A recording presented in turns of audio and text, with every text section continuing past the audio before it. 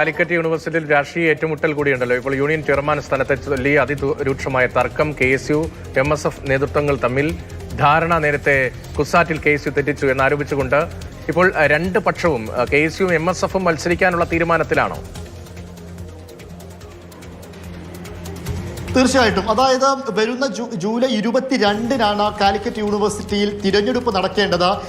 കഴിഞ്ഞ തവണയാണ് UDSF ആയിട്ട് കാലിക്കറ്റ് യൂണിവേഴ്സിറ്റിയിൽ ഭരണം പിടിച്ചത്. അതുവരെ SFIക്കായിരുന്നു അവിടെ കുറെ കാലമായിട്ട് അധികാരമുണ്ടായിരുന്നത്. എന്നാൽ ഈ വർഷം വരുമ്പോൾ നേരത്തെ തന്നെ PK ഫിറോസും ഷാഫി പറമ്പിലും ഒക്കെ കൂടിയാലോചിച്ചുകൊണ്ടാണ് MSFന് ചെയർമാൻ പദവി നൽകാം എന്ന ധാരണയിലേക്ക് എത്തിയിരുന്നത്. എന്നാൽ കുസാറ്റിലേക്ക് വരുമ്പോൾ കുസാറ്റിൽ കഴിഞ്ഞ തവണ KSUവിനും MSFന് ഒരു പദവി നൽകാം എന്ന ഒരു സീറ്റ് നൽകാമെന്ന രീതിയിൽ ഒരു ധാരണയുണ്ടായിരുന്നു. ആ ധാരണ KSU കുസാറ്റ് ലംഘിച്ചു.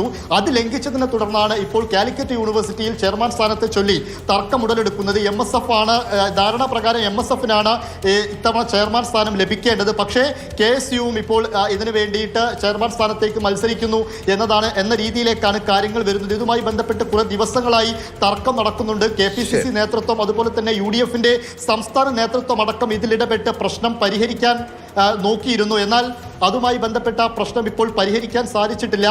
PK കുഞ്ഞാലിക്കുട്ടി അടക്കം ഇതിൽ പറഞ്ഞത് കുട്ടികളുടെ കാര്യമല്ലേ, അത് കുട്ടികൾ തന്നെ തീർക്കട്ടെ എന്ന രീതിയിലാണ്. അതായത് മുസ്ലിം ലീഗ് MSFന് ഇപ്പോൾ അവിടെ മത്സരിക്കാനുള്ള അനുമതി നൽകിയിരിക്കുന്നു എന്ന് വേണം മനസ്സിലാക്കാൻ. അപ്പോഴും പറയേണ്ടത് അടുത്ത വ്യാഴാഴ്ച KPCC ഒരിക്കൽ കൂടെ KSUവുമായിട്ടും ചർച്ച നടത്തുന്നുണ്ട്. ആ ചർച്ചയിൽ പ്രശ്നം പരിഹരിക്കുമെന്നാണ് കരുതുന്നത്.